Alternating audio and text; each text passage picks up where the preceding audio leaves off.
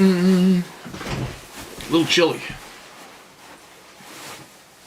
I got a nice warm jacket, so I don't need to start cranking on the electric heat in here yet. It's not that chilly in here yet, but wintertime, it's going to be freezing in here.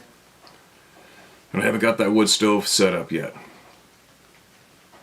Anyway, I lost about 6 or 7 hours of time yesterday messing with the computer, 2 editing programs, and I'm losing. It really sucks.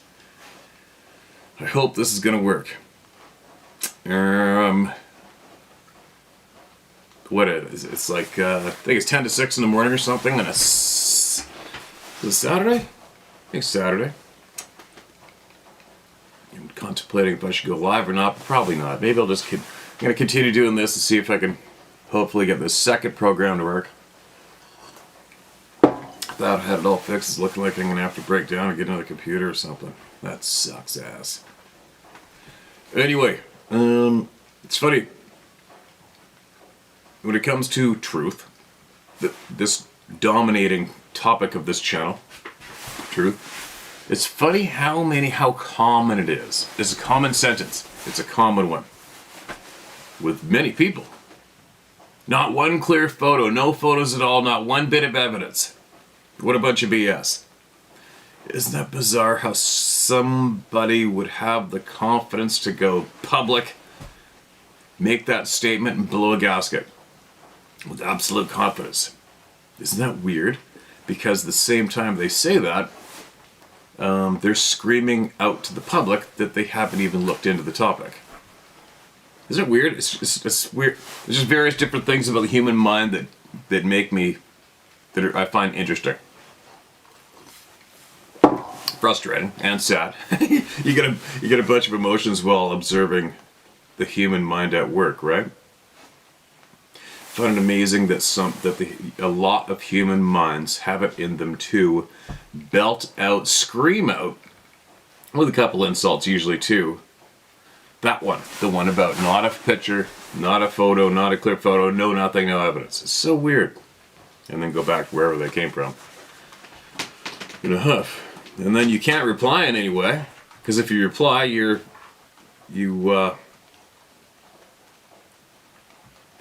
they take it as you're insulting or attacking them for not believing in Bigfoot. But it's further from the truth, right? Like I always say to people, hey man, take from what you will leave it, but just don't blow a gasket. You know? It's weird. You go, nope, I am going to blow a gasket, and I'm going to call all you people there a bunch of psychopaths.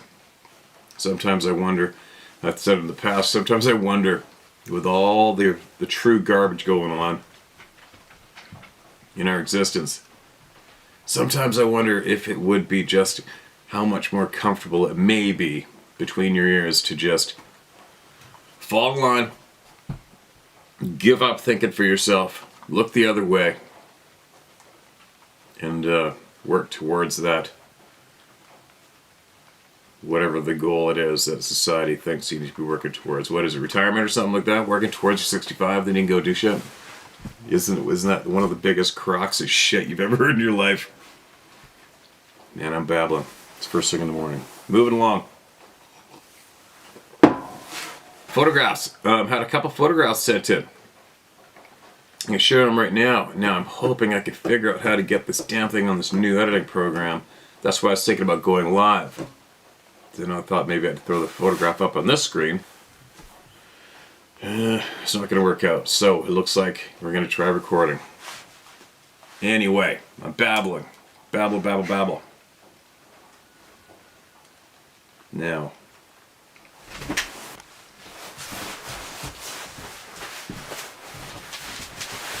Alright. Now, hopefully this is going to work for what I'm about to do. In case I cannot figure out how to get these photos onto the edit program, onto the edited video. Alright? And I want to find some other photographs of mine from the past to add into this. What am I doing here? Get rid of that. Get rid of that. Get rid of that. Get rid of that for sure. And that. And that. We'll hang there for a second. Now, listen to this. This email is titled, this is a recent email, Why No Clear Pictures? I have something for you. Hi Steve, I just seen your video on, quote, why no clear pictures, end quote, on your How to Hunt YouTube page and thought, I think it's time. Although this picture isn't the greatest, excuse me, although this picture isn't the greatest, I think it's definitely worth sharing. A little bit of background on this picture. It was my second day camping out in Squamish, BC, early October. You probably recognize those mountains. Got there on Friday afternoon and the picture was taken around 5 p.m. Saturday. And was going to spend another night until I spotted some movement on a hill by my camp. I was sitting by my foldable table and chair under my canopy tent relaxing, sipping on some Jack Daniels. Luckily my phone was on the table. I grabbed it and saw this backing up behind a stump. I managed to click one off right from my chair. Then it was gone. It had brown hair, like an elk or a deer or a mountain lion, that same color. I turned on my dash cam and set the phone on record, but looking at the footage after, there was nothing. The stump sits on top of a hill, same grade behind it as in front. No, I didn't go check for tracks or go anywhere near there. I had a crossbow for some target shooting, that's all. I grabbed all my shit and got out of there in about 15 minutes with one eye on that stump at all times. Even just driving out of there was stressful as hell. The picture's cropped and have the original. The other pictures I sent you are just around my camp from the previous days. I've heard trees falling in this area a few times and there are elk tracks everywhere. I wish I videotaped, of course, but the picture is better than some blur. I don't know what else to say. Thank you for this platform, and sorry for your crazy encounter as well. Please do not share my name as I don't feel ready for that. Okay, I got you, man. Now, let's look at the pictures as I'm looking them together. And that I can do because I think I figured that out. Now, on our pictures. Where are we? Here we go. So the first one we're going to look at, the first one in the email is this one. Alright, typical camp. Typical October colors, bench, fire pit. Gotcha. I'm guessing this is looking, I know where that is, roughly. I think that's looking dead west from my past experience. Next one. Now we are looking at Timbered Hill. From his camp, there's his tent canopy. Next one. Now this is where it's interesting, in a way. Now hopefully by the time I get this video up I can share with you a photograph of Sarah and I. Now I hope you can see the mouse, the cursor, whatever you want to call it. Now you see right up here, I hope you're seeing that right here. We're looking right there, the edge of that clear cut, right there. Alright? So right there is where Sarah and I stood a few years ago with those cliffs in front of us. We had the camera facing our back. Right there. We were standing right there with that as the backdrop. And right where that cursor is, somebody sent in a photograph of me, and off beside me, as far as I'm concerned, was this clear being with a face, chest, shoulders, head, the whole 9 yards, standing there looking at me. And I have to try to find that photograph because it's right there. And also what is coincidental about this is years back after meeting up with the Squamish chief, indigenous chief, and he agreed he wanted me to assist them in a wolf cleanup because they were just getting right out of control and all the game was depleting. Anyway, different topic, different story, but at that time, so I was reaching out for bait from farmers, etc. We had about a 700-pound hog. I mean, this thing was a forklift was used to drop this thing in the pickup truck, and the truck went dunk. And we dropped that off. Where was it? You can't see it in the photograph, but it was dropped off back here in these hills. And a friend of mine went up to go check on it. It was gone. Something picked it up and carried it away. And I had to launch that out of the box of my truck using a tow strap. Put the tow strap around his back legs, reach out the tow strap around a tree on a steep bank, put the strap on the ball hitch of my truck, and I drove away, which pulled it out of the truck and down the bank with trees. So if someone were to have gone there and decided they needed to pick up that hog, it would have been one hell of a mess of looking at where the truck, whatever they would have had, tow truck would have had to go on there to winch that thing and drag it up the bank. There wasn't a mark. There wasn't a drop of bird crap. There was nothing. No flesh, nothing. That 700-pound hog was basically picked up and disappeared. Then, I think it was a few months later, would have been in the summertime, the next summer, another friend of mine posted on Instagram, they're mountain biking somewhere around right here. They're mountain biking a couple miles away. And he took a picture of a wild boar. He thought it was a wild boar skull 2 miles away. And he found it on the trail and took a picture of it. And it was all cleaned up, you know, from the elements. But and then I texted him. I said, "Where'd you find that?" And I said, I don't want to know if it was your hunting spot or whatever. I go, "Just text me an exact location where you found that skull." And he texted to me, and it was about 2 miles away. And I'll tell you what, there isn't a wild game predator animal that will carry a skull for 2 miles. They just don't do it. They eat everything right there. They scatter around right there. They leave it there. See ya. Interesting, right? Okay, moving along. Next photo. Next photo.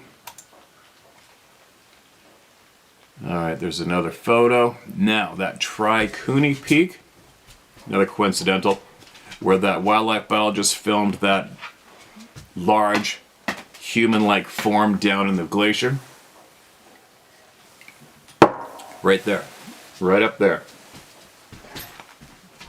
Another coincidental, right? Now here's the picture he's talking of. And here's the stump. And here's this, what looks like it may be a face. Now what's interesting about this face is it is basically identical to the one that was looking at me from those trees. Interesting photo. Obviously it could be part of the stump. Now let's get closer in. Oh, it doesn't blow up on my computer. Here we go. Is that working? There we go. Almost looks like it's squinting a bit, but it would have been facing... Okay, let's go back again for a second. That is facing to the north. That's facing north. Right, so if that's facing north, that face is looking into the sun, which would possibly make sense for it to almost look like it's squinting in a way. Hey, hold on a minute. Oh, she escaped. Uh-oh, hold on a minute. Alright. Now, let's just say this is an unexplainable large being.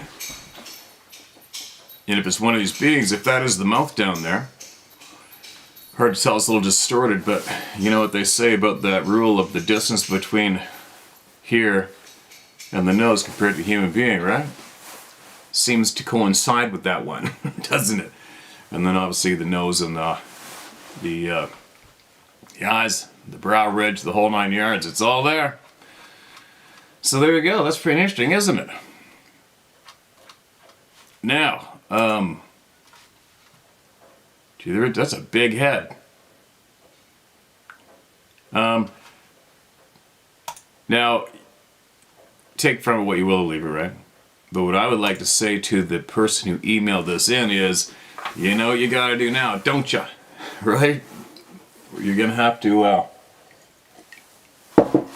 I can't say you have to, but I guarantee you, there's tens of thousands of human beings right here watching what you shared with them, and they're all screaming, go back and get somebody to stand there and take a picture from the exact same spot you took the picture.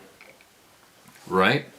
And that'll also show if that image that you caught, whether that's a distortion on the stump, a piece of the stump, just a fluke, 1 in a million, everything was rotting and falling together to look like that, or is it gone?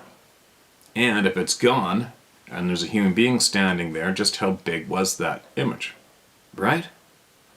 And I know it might be a little nerve-wracking, but if you can, you know, if I was over there right now, I'd hook up with you and I'd go there with you and do that. Who knows, maybe I will be able to in the next little while, because I have to go away again anyway, but which puts me right through there. But if I had time, I would go there and do that with you. If it made you nervous, I'd go. If not, find a buddy, if you could. If you live around there. Sounds like you must. Go back and take that photo again with somebody standing there. Alright? For us. If you would. That'd be really interesting to me anyways, and probably a lot of other people here. So there you go, you guys. There you go. Another one. Right? Another one. And I hope I find in time for this video before it hits, I hope I can find the photo of me and that image in the trees looking at me to show you and compare. Interesting, right?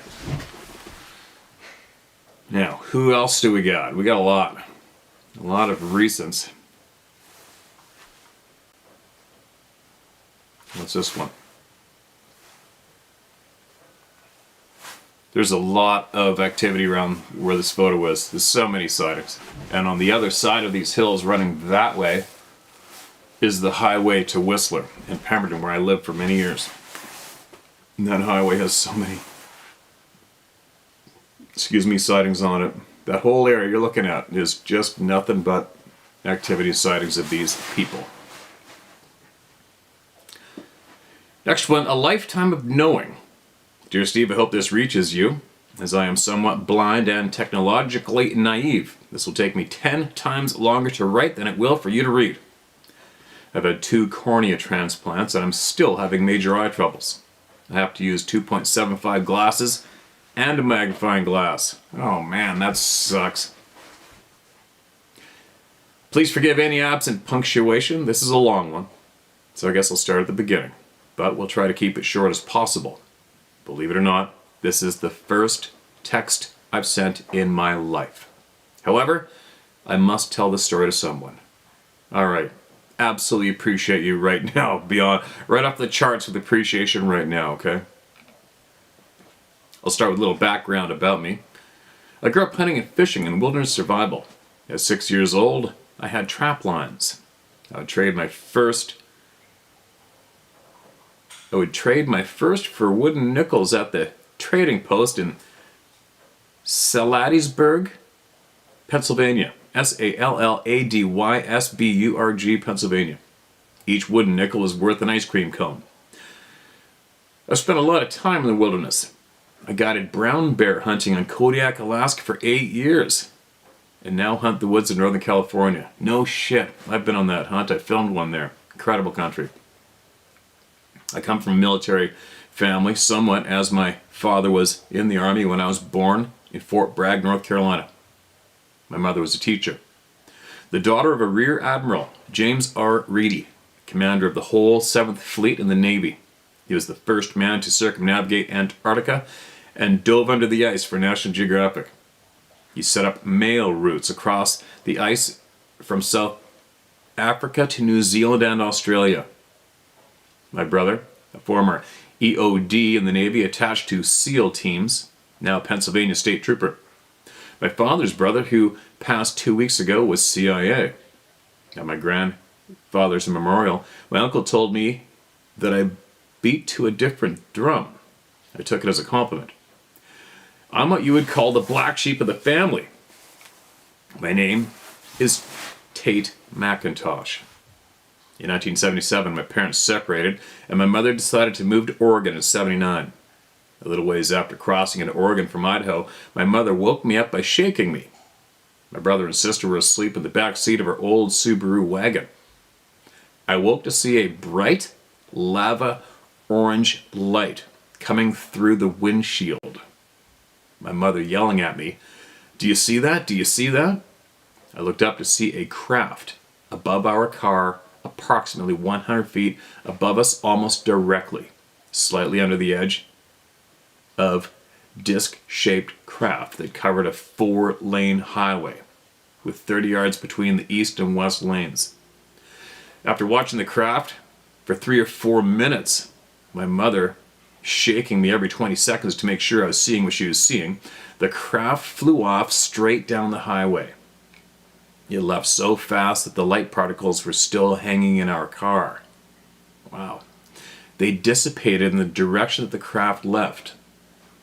It left so fast that the light particles were still hanging in our car. They dissipated in the direction that the craft left. Right after, 4 more flew past our windshield at incredible speeds. My mother could identify all conventional fighter craft, having lived on naval bases all around the world. My grandfather was one of National Geographic's top 10 aviators in the history of flight since Kitty Hawk. Feel free to look him up. I digress. Fast forward 3 years. After the UFO sighting, my mother freaked out. She didn't know how to handle it and started taking us to church 3 times a week. I was told not to talk about the experience, as we were new to the area and she didn't want people to think we're crazy. So I swept it under the rug for a while anyway. My mother met a man named Wally at church. Wally was 6'6" and 260 pounds, a jolly fellow, part Native American. He was dark-skinned and always quite tan. Wally was also a hunter, so he would take me fishing and hunting with him. 2 things I really missed doing with my father, who still lived in Pennsylvania. In 1981, Wally took me elk hunting in eastern Oregon. On our way to the hunting camp, we ran into a group of loggers standing on the road. None of them so much as turned around as we approached. Wally stopped the car and we went to get out. The first word I heard as I opened the door was Bigfoot. As I got out of the car, I looked up on the hill that the loggers were looking at and saw a large black figure climbing a steep hillside. My eyes were good back then and I saw what was unmistakable to me. A large, bipedal, hairy man going up a 50-degree incline very fast. The 10 to 12 loggers that were watching it were second-guessing what they were seeing, but most were saying Sasquatch or Bigfoot. Wally quickly grabbed his hunting rifle out of the back of his Toyota Celica and scoped in the creature from the stability of the top of the car. After the creature reached the top of the rock face, it made for the tree line, which was about 50 yards of clear cut. After it disappeared into the trees, all the loggers turned to Wally and asked, "Well, what is it?" Wally's face came up off the scope and instantly turned ghost white. He mumbled that it wasn't a bear and started to say it was a Bigfoot when he caught himself and said that he wasn't sure what it was. After that, on the way to hunting camp, Wally told me not to talk about it. Again with the silence. I obeyed his order and did not mention it to the other hunters. The next morning I was up at 4, ready to get to a vantage point before first light. Wally procrastinated long enough to wait till first light to move. He was obviously scared shitless. His friends razzed him a bit about this 12-year-old kid who's rearing to go and he's just procrastinating. The next morning I got him to move before first light, but upon reaching the mountaintop, he made a fire. I told him that's not a good idea for hunting elk. He was still obviously very shaken from the previous day's experience and thought a fire would help keep us safe. The wind picked up and the fire caught a brush pile on fire. We spent the whole day trying to keep it from starting a forest fire. In short, I've seen a UFO up close and seen a Sasquatch with my own eyes at a very young age. I've had no choice but to think along certain lines of thought since these experiences. Most people go from believing to knowing, and to the hardest part, understanding. I am now in the understanding part, and have had more experiences since this happened. I don't want to take up all your time, but I feel I must tell these stories because I'm not sure how much longer I'll be able to see. Also, it is them that brought you to me. The forest people kept bringing your YouTube videos up on my phone. I swiped it off many times thinking it was another hunting video, but it kept reappearing. At the time I was in the woods in Northern California, an hour north of Nevada City. I was staying at a friend's property, a micro-environment in the mountains of the Tahoe National Forest. I've had several experiences between my first and no, but I will only tell of my latest experiences. Thanks for bearing with me and listening, Steve. Much appreciated. Here it goes. Upon arriving at my friend's property, I could feel an energy that I couldn't explain. Very raw and pure. The first night I spent in my friend's mother-in-law's trailer.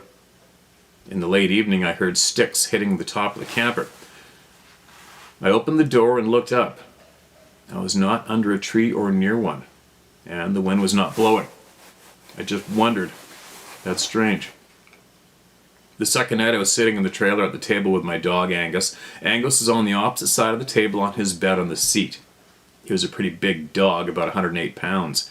Half black lab, half German, short hair. The perfect hunting dog. He had spent his whole life with me in the woods, and I could always tell what was outside or in the area by the way he barked. I could tell if it was a deer, coyote, lion, or bear. As we sat there, he started growling in a low, something's out there growl. I asked him what was out there, and he started to get up and slowly walk towards the door, still growling. I opened the door and said, "Go get him." He would usually bolt out of the door and start barking at whatever was out there. Instead, he just got to the door, growled a little bit, and then backed up and went back to his bed, still growling. All the while, the look on his face said it all. There's something out there that he did not want to contend with. The next night, they came back and told me telepathically that they knew that I was coming when the trees fell. My friend had just dropped several trees to get more sunlight in his garden the day before. My sister knew that I am a Sasquatch enthusiast and had sent me a little two-dimensional wax figure of a Sasquatch. I put it on top of a light fixture outside the front door of the camper. When I looked again, it was gone. I looked all around, thinking it had fallen or I put it somewhere else. I also noticed that all of Angus's toys were gone. His stuffed animals and his squeaky ball. He was very bummed he had no toys, and we were very far from anywhere. I could replace them easily. I started an offering plot about 10 foot by 10 foot, clearing away all debris and raking the plot so that anything that stepped on it would leave a print. I put a bowl of apples in the middle of it, and they would come and take the apples, not leaving any sign. There were no other markings on the freshly raked dirt, no birds, no deer, no bear, but the apples were gone. I then went up to the garden at night without a flashlight, hoping to have an encounter. I asked them to bring back my figurine and my dog's toys, and on the way back to my trailer, I stepped wrong in the shadow of the moonlight and seriously hurt my ankle. This really bummed me out because I was planning to go back up to Truckee, California to go dancing with friends the next night. As I went into the trailer, I asked if they could bring back Angus's toys, my figurine, and if possible, please heal my leg. The next morning I got up to get out of bed and gingerly went to put my foot down. Upon putting my weight on it, I discovered that there was no pain. Putting more weight on it, I discovered that it did not hurt at all and was fully healed overnight. Uh-oh, that's the end of the email. I don't think it ended there. Alright, hold on. Let me see if I can dig this up in the inbox and see if there might be more there that I didn't copy by accident. Alright. Darn it, Tate. I just found your email in my inbox and that's where it ends, man. So, I know it's going to be a pain in the ass. Maybe you could even find somebody give you a hand and scratch off an email while you verbally dictate it, maybe. But you'll have to a little hang in there. I got a funny feeling that all the toys are probably returned, right? And if you could, I know it takes a long time, maybe get somebody to give you a hand. Or, if you can figure out, I think you can record your voice and send that maybe. And, or, maybe even give me your contact information in another email. Maybe we can do the Zoom thing like I did with Nina, which I have to do with some other people. I haven't had 10 seconds. Man, I get so behind in shit that I want to get done. But anyways, Tate, appreciate you sending that in, man. And, if you could, obviously there's a lot missing. Try to pick up where you left off and send us the rest, alright? I am definitely interested in hearing all about it. Big time. Now, let's hopefully Tate gets a hold of us and sends us more. Now, where am I? Who's next?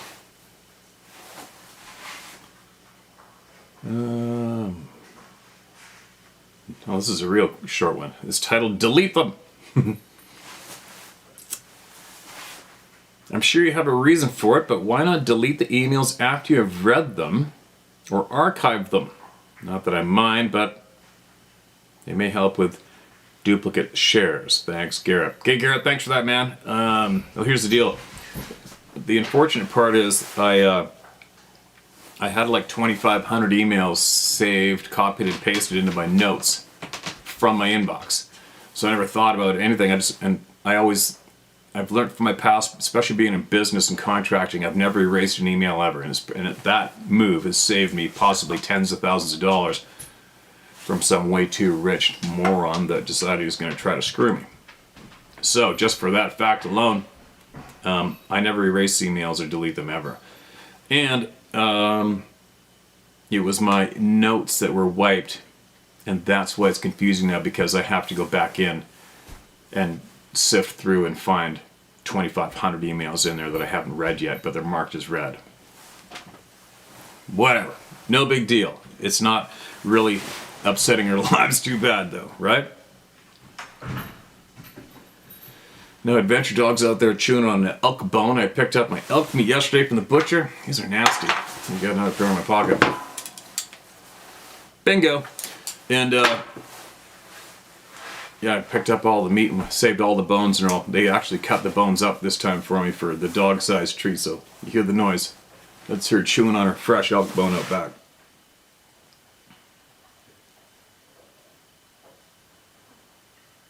Alright. Mark this is read. September 19th. It's the title of this email. Hello, Steve. Do not use my name, as it is my email. I just happened to come across your YouTube channel about a month ago, thank God. So, sometime between, say, 2015 and 2020, I had two things happen that I just did not sit right with me. And I forget which one came first. Okay. Once while sleeping in bed, with my head bored on the north back wall, I was either half awake or awake at 3 a.m. Not unusual for me. I heard what sounded like a huge whale's tail or big open hand that hit the outside of the wall, wood shingles. I convinced myself that it was a deer hoof hitting the wall, not.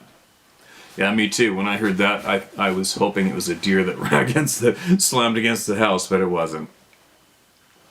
Another night around the same time, 3 a.m., with my bedroom window open, must have been a summer season to have my window open, I heard a woman screaming like she was being killed slowly.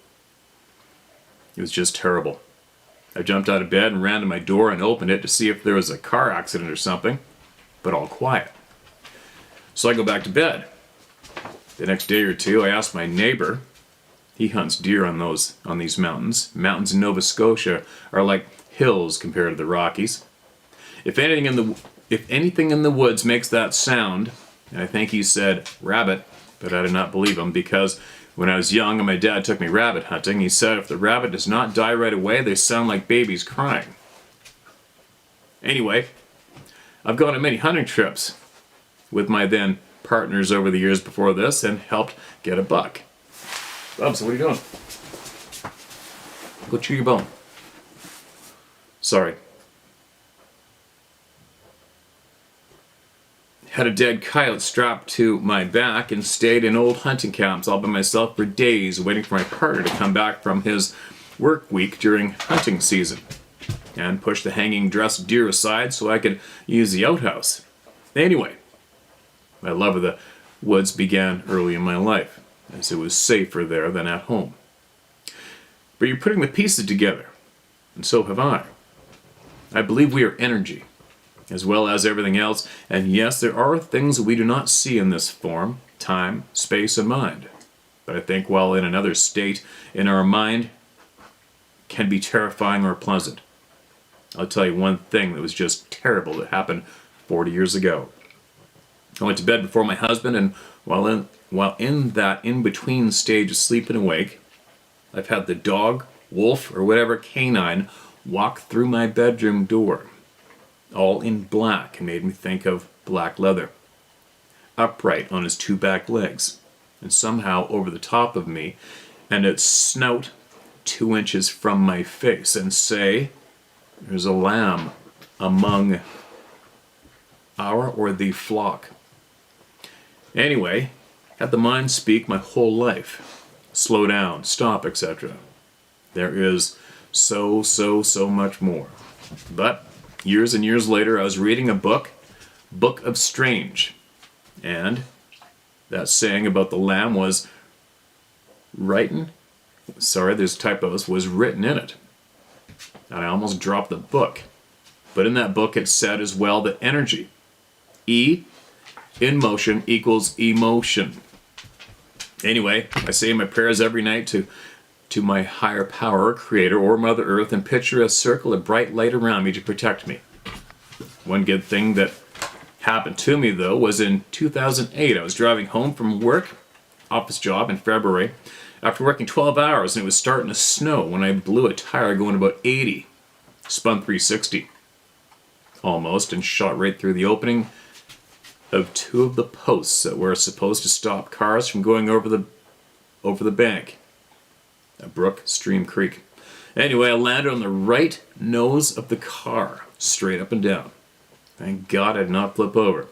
So I got the door open, got out of the car, looked straight up and down the side of the bank, and I said to myself, how the hell am I going to get up there? Next thing I remember was I had a twirling feeling and my toes hit the gravel road. They came off the main road. Hey, what are you doing? Goofy dog. Sorry, guys. There's wires here. I want to make sure she's not chewing on. Now, Steve, I had a full length, down to my ankles, wool dress coat, and there was no way that I crawled straight up that bank, because if I did, my dress coat would have been a mess. And it was not. What are you doing? Hold on a second.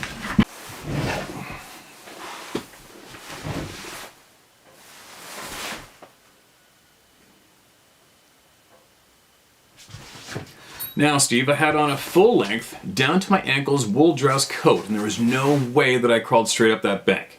Because if I did, my dress coat would have been a mess. And it was not. And my winter dress boots had not a mark on them. So I know that I did not walk, crawl, or whatever up that bank. Car accident, bad, but coat and boots, good. Hey! Background sound, buddy. Good luck to you. And this is just from a 60-year-old great-grandmother, and yes, I said great. Have them young. Goodbye. Right? Appreciate that email. That's a strange experience. And I guarantee you, somebody out there listening to this channel has had something similar go down. Alright, what do you need? You need to play, don't you? Well, we can't play yet. That'd be something else to have that kind of experience and then explain it to somebody, right? And have to share that. But what, 9 out of 10 people are going to be saying, so you're drinking and driving? Or whatever, right? Alright, hold on a minute. You can't chew on that, alright?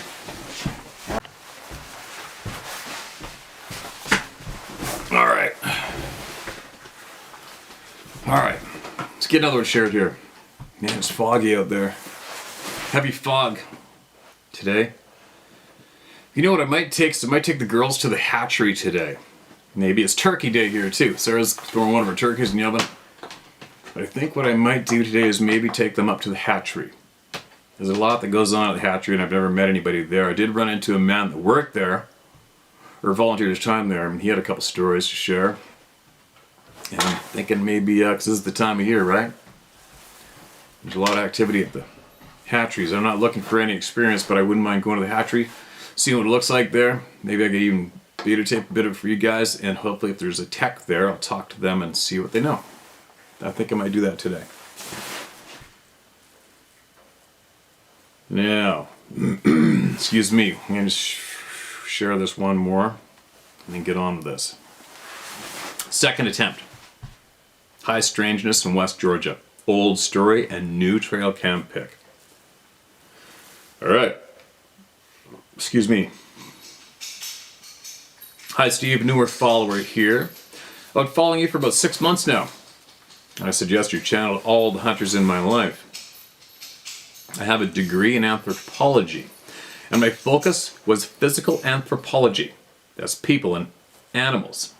I've studied howlers in Nicaragua with a focus on Alaparenting and their village, and how they as a group raise the babies. There's a bunch of typos here.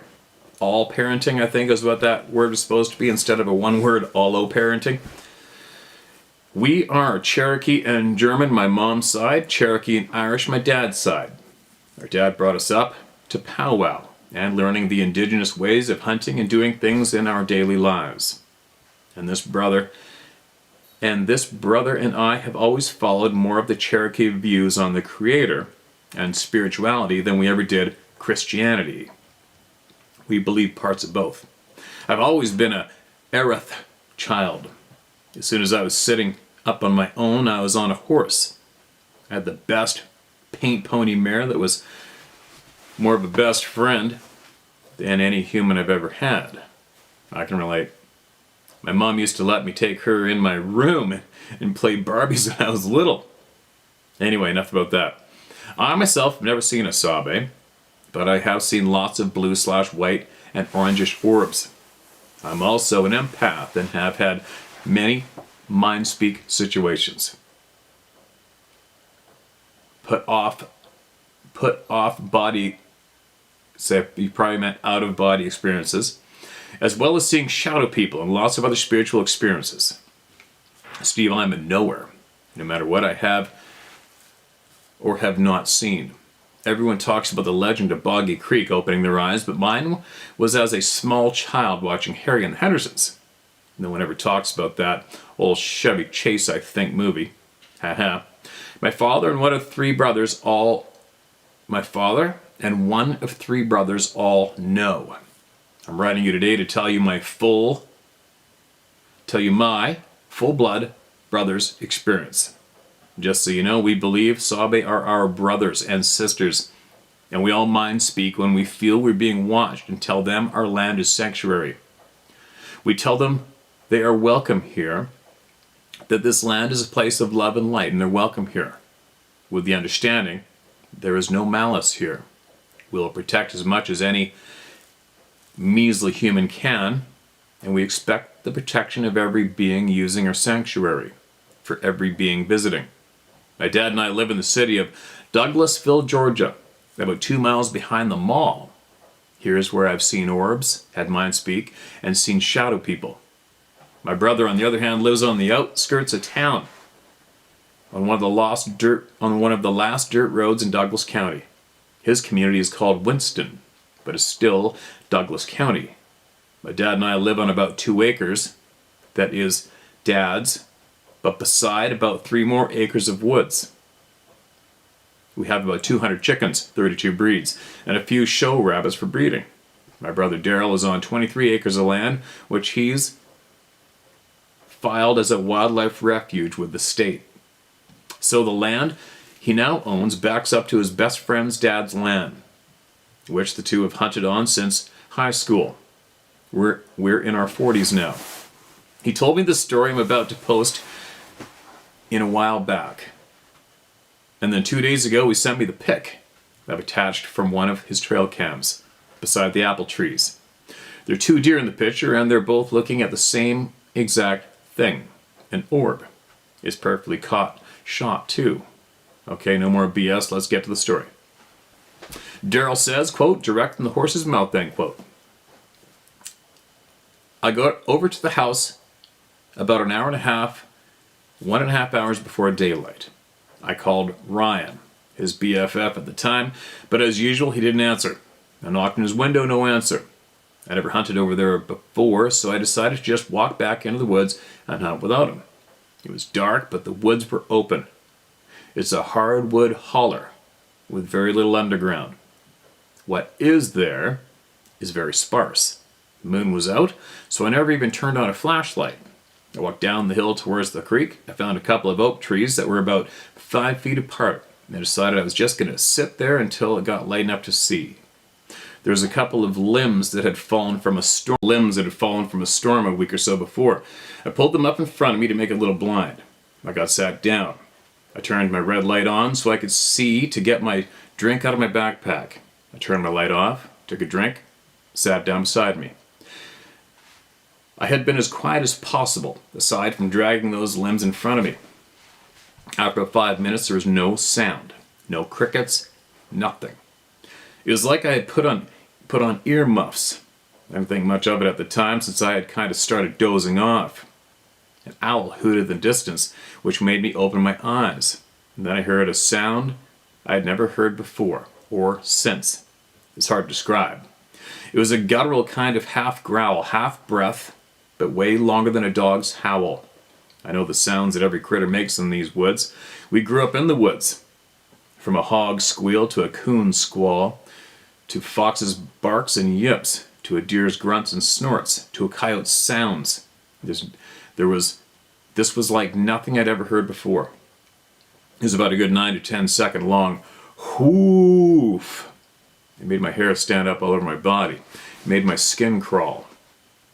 My heart was thumping so hard I could hear it in my ears. I had the strongest uneasy feeling that I've ever felt. Now you know I ain't afraid of much of anything, and I fear no man. But I pulled my rifle up close to me, eased the safety off, and strained my eyes to see anything. Anything at all. I was begging to see something, so I'd know what was out here with me. I needed to know what made that noise. I wasn't much of a Christian back then, but I was sure talking to God, praying that whatever it was, don't let it get me. For what seemed like forever, it finally started getting daylight enough to see. The odd thing was, there weren't any woods noises. No birds chirping, no squirrels chattering, nothing. It was dead quiet. It was literally broad daylight before I heard the first bird noise. Around 10:30 or 11. A big, tall spike walked into view. I dropped him in his tracks. I waited another 30 minutes and got up and walked over to the deer and said, my thank yous, and dragged him to my stuff. I packed up, threw my bag and chair over my shoulders, and dragged him back to the house. I told Ryan what had happened, and he laughed at me like I was crazy. I hunted there a couple more times after that, and his parents sold the place. I couldn't hunt there anymore, but I never had that happen again over here. Never heard that sound again. Never had that uneasy feeling, never had a silent morning, nothing like that. By far the strangest time I've ever spent in the woods in my entire life. Well, we all here want to thank you for doing what you do.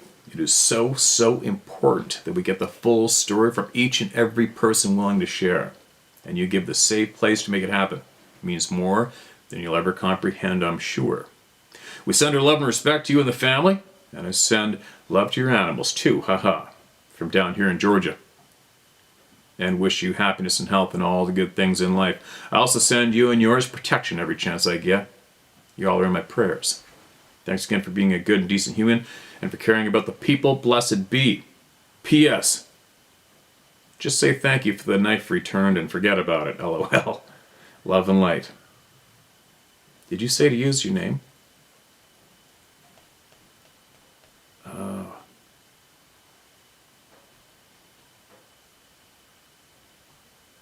All right, I'm not sure if you did say to use it or not. I'll leave it up. I appreciate your kind words. I appreciate your kind words, and all those good thoughts come right back at you and everybody here. Yeah, I don't know. Who knows, right? If that's an orb, it almost looks like to me, it looks like a moth caught in the IR flash of the photo. I don't know if you guys can see that or not. I hope so, but it's just too much for me to. I gotta go to Dropbox, save this to Dropbox, open this, take from Dropbox, put it on this, put it in the editing program. So it's a little easier for me to just go like that.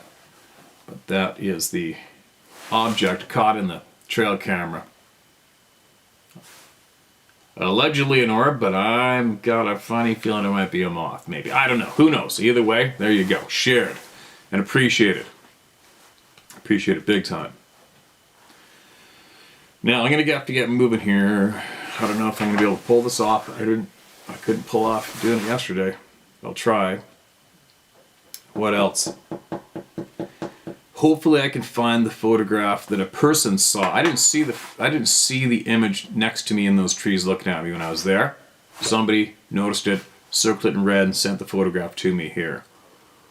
Now I don't know if that's saved on my other computer. I don't know. I haven't seen the photograph for a long time. But the photo I'm talking about is a screenshot of me in a video where the being looks exactly like what the first email sent in was with that alleged face behind that stump. I think it'd be interesting to compare those images, because where he took that photo was eye shot where that happened to me. Random, right? So there you go. Share my story at howtohunt.com. Word for word. You want to share it? Get shared word for word. You don't want your names mentioned? It doesn't get mentioned. But this is a safe place to do it. Get it off your chest. And share what you know with the people, alright? You know now that you're not crazy. You didn't ask for whatever it was you experienced, okay? This is the place where we all talk openly and freely in a safe place. Excuse me. Here I go. I'll be back again shortly.